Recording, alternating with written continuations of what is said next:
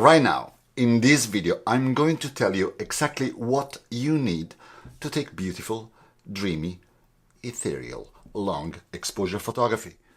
5 things. Just 5 things.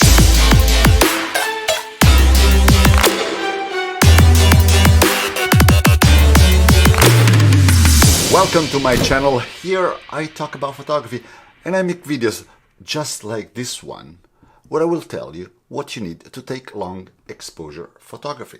So if you're here for the very first time, it might be a good idea to subscribe. If you have been following this channel for a while, you might know that I love long exposure photography.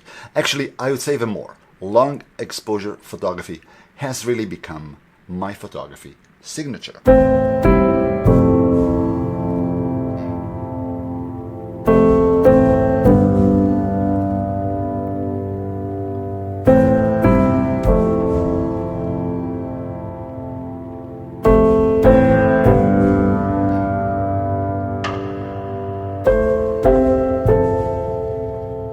So I receive a lot of questions about the gear I use for my long exposure photography, and I finally decided to make this video and tell you which are the 5 things you will need to get started with long exposure photography. The camera.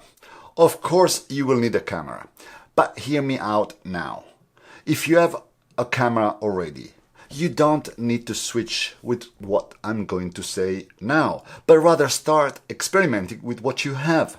While if you're searching for a new camera or you don't have a camera at all, here there are some suggestions for you. I recommend to pick a full-frame camera. As you might know, I use Nikon.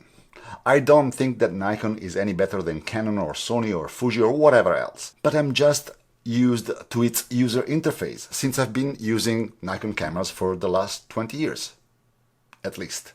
And within the Nikon family, I love the Nikon D810. I had this camera for the last 5 years and I believe it's still a fantastic product. And because of the newer Nikon D850 and the Nikon mirrorless full-frame Z series, you might be able to find good deals on used D810.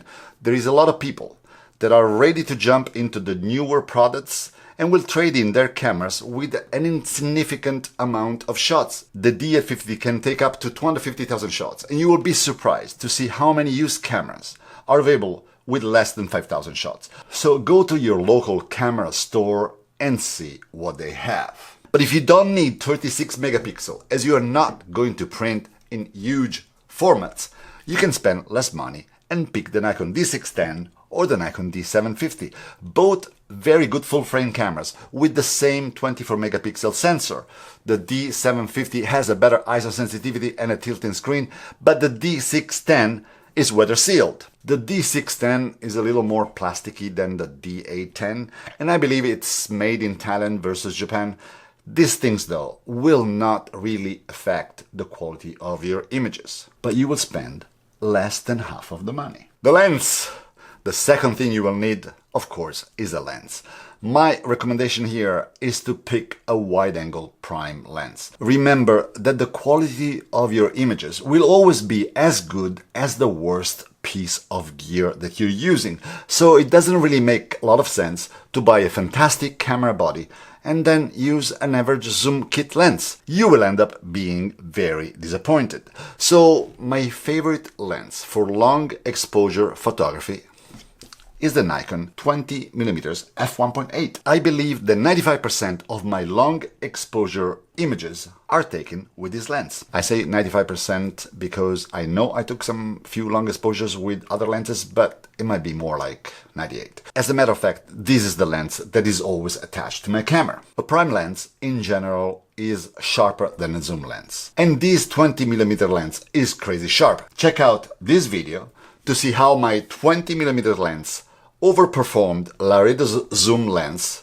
on his D850. A prime lens is also, of course, much lighter and often is a lot cheaper too. So for me, this is a no-brainer decision. And with an aperture of f1.8, this is a great night photography lens as well. The tripod. If you want to take long exposure photography, you will need a tripod. It doesn't matter if it is a short long exposure or very long exposure, you will not be able to hold your camera in your hands without shaking it, even if you're a surgeon. When selecting a tripod, the key is to find a good compromise between weight and sturdiness. I use this super sturdy carbon fiber tripod from a California brand called Really Right Stuff. It's awesome. It lasts forever.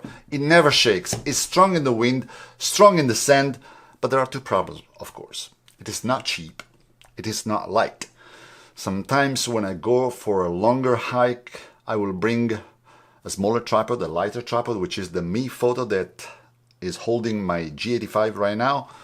At the same time, it does not feel the same. So my suggestion here is not to go too cheap, but at the same time, don't buy a tripod that is too heavy for you. It's worthless if you don't bring it with you. So search for the right balance. The filters. Now that you have a great camera, a sharp wide-angle lens, and everything is super sturdy on your tripod, if you want to be able to take a long exposure photo, you will need a neutral density filter. An ND filter will act like your sunglasses and will basically limit the amount of light that enters in your camera through the lens. The darker is the filter, and the least amount of light will go through. And since light in photography is measured in stops, also ND filters are classified in stops. So when you are using a 3 stops ND, your exposure time will increase by 3 stops. And if your shutter speed without filter is 1 second, for instance, once you put the 3 stops ND filter on, it will become 4 seconds. I'm telling you all this because the most common question I receive is which filter should I buy first? And my answer is to do what I did. Start with the 10 stops ND. The 10 stops ND will allow you to take long exposure during the time, and at sunset or sunrise, you will be able to take those beautiful, dreamy and ethereal images that only very long exposure can create. I also have a 3 stops, a 6 stops, a 15 stops, and a graduated ND filter. But you don't need to buy everything when you start. Just start with the 10 stops. As far as it concerns the brands that I used, I mainly use Lee filters. The 10 stops is a very good quality piece of glass, but it will give to your images a little blue cast, which is though very easy to correct in Lightroom. Now, just a little side note. You can take long exposure photos without filters. Usually during the blue hour, right after sunset, before it gets pitch dark, at that time of the day, you will see that your camera will need several seconds even without an ND filter. So if you're curious to experiment before investing any money, you could try that and see if you like it. The remote shutter release. The very last thing I recommend you to have is a remote shutter release. This is the smallest investment that you will need to do. And it will be useful both for long exposure photography, but also for your landscape photography. As a matter of fact, the less you touch your camera while shooting on a tripod, the more likely your images will be point sharp. And I will make a video about how to take sharp images on a tripod very shortly. Technically, you will not need the remote shutter release for exposure up to 30 seconds. As a matter of fact, most cameras will allow you to set your shutter speed until then. But if you love really long exposures, 2 minutes, 3 minutes, 11 minutes, the remote shutter release becomes a must. I use this Velo remote shutter release, which is exactly the same as the Nikon remote shutter release. It just costs 1/3. Let me tell you a story about this. I was in New Zealand last year, I think you know by now, and a few days into my trip, my shutter release stopped working. I was in a very small village in the South Island, Koikura, and of course there was no camera store there. And I was not going to cross any bigger city anytime soon. For me, it was like a disaster. I was really sad. But earlier that day, I checked into this lodge, the Manukau Lodge, and I met the owner, Neil, which by chance is an awesome photographer. I will put a link in the description if you want to check his work. Anyways, I came back to the lodge and immediately I went searching for Neil and I asked him what were my options, and it turned out that he was also using a Nikon D810. and he was so kind to let me borrow his remote shutter release. All of my New Zealand shots were taken with his remote shutter release. He literally saved me. Thanks, Neil. Of course, all the items that I mentioned will be in the links down in the description below. Feel free to check them out. I will do more videos about long exposure photography in the future. At the same time, in the meanwhile, I am linking here a video that I did in the past of how to take long exposure. Last week, instead, I made a video about how I edit long exposure photography in Lightroom. So go and check it out.